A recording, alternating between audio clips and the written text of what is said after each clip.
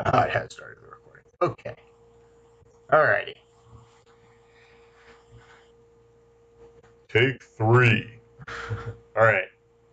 This is the final match, the final game of the last match of the North American Finals between Azumo and Antrezi. Antrezi is a relative newcomer, while Azumo has been playing competitive Hearthstone for a bit now. I am Cladothehobbit. This And is this is Flickery here, co-casting. We are excited for an action-packed Hearthstone game today. yes. Azumo will be playing a Zulak deck, while Antrezi will be playing a Murlocaden deck.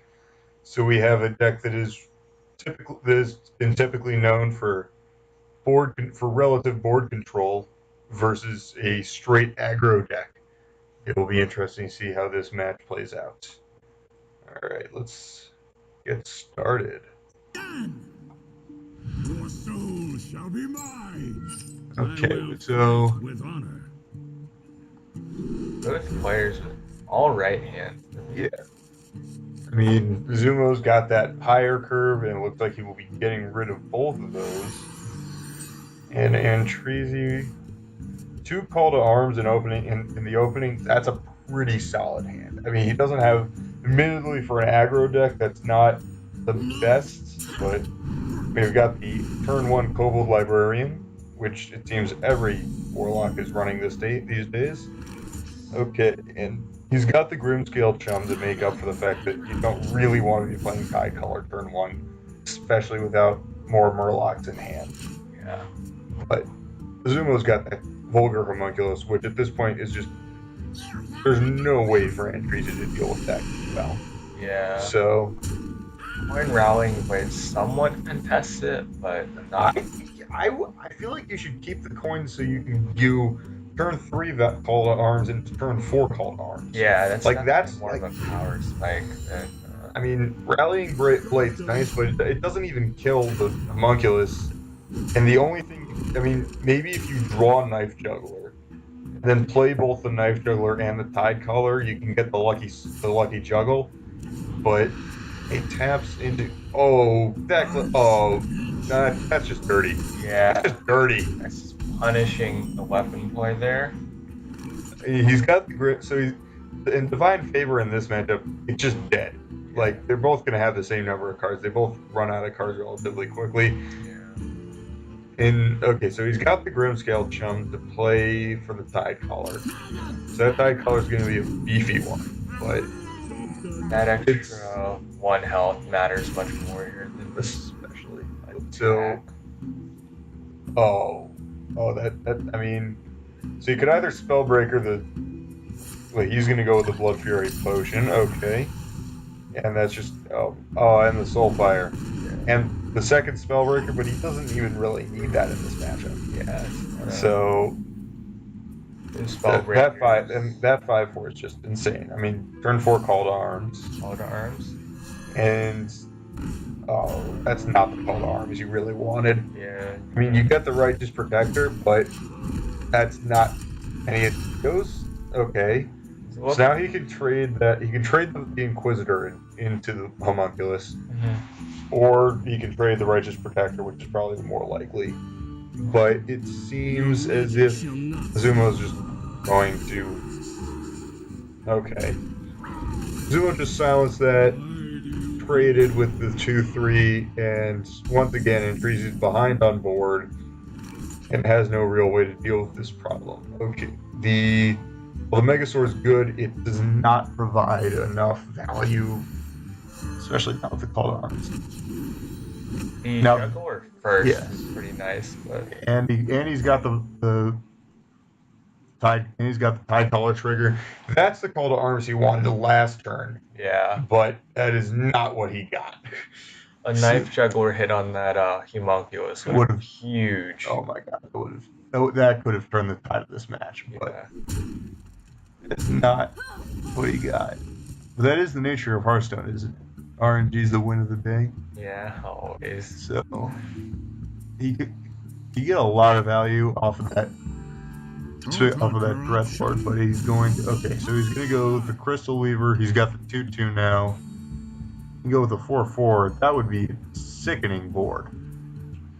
But Yeah. he's gonna go. So he's gonna kill. He's gonna go kill the Tide Caller, and he's gonna kill the Knife Juggler. This kills off more Murlocs to sort of Yeah. play around the Megasaur here. Play around the Megasaur. Play around a possible War Leader. Yeah. There's so I mean a Murloc deck. Getting the Murlocs off the board is probably the best. Definitely. And I mean, the Megasaur has little to no value. I think you go Hydrologist, you go with the Maw, you get the value trade with the Divine Shielded Inquisitor into the Spellbreaker, and then you play whatever secret you get. But I mean, that's not going to be the best. That's still not going to be.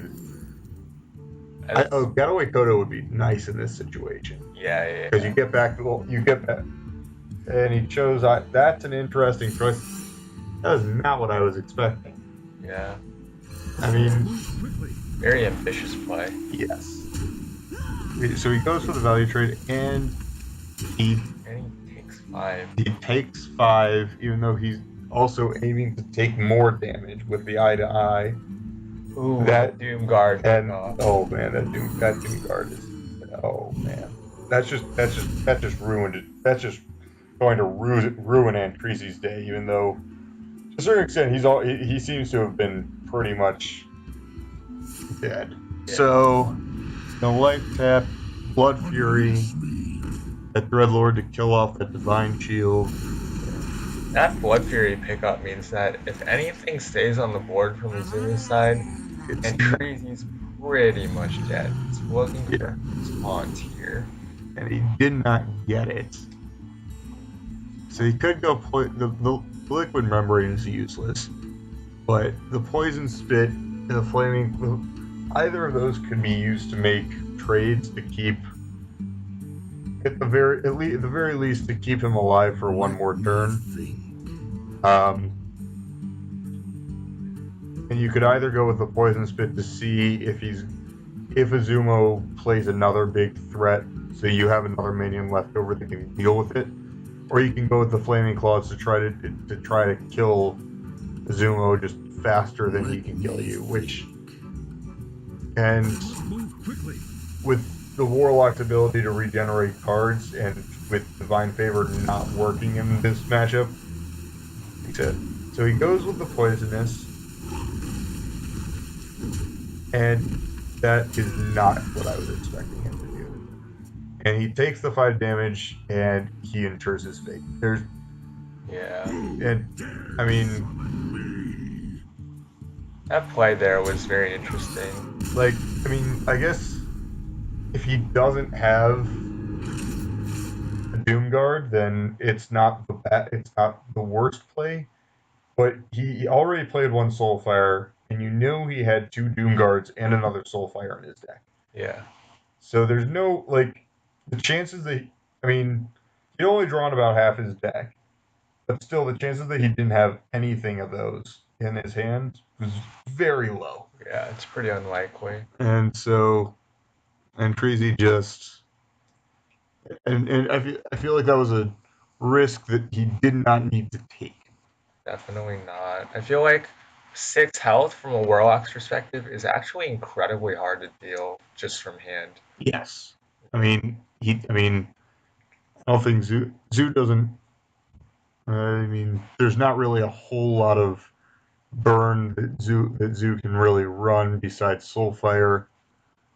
And I mean, other than that, unless you want to put Leroy in your deck, which, I mean, Leroy is an amazing finisher. But there's also so many good Warlock Zoo cards. Yeah. So that was that. Zuma will move on to the grand finals, while Antrisi will be going home. But he did make it quite far and took that to a fifth game. Yeah. So good job to both of those people. And I have been Cladothehobbit. And this has been Flickery. And yes, this was fun. Alrighty. Stop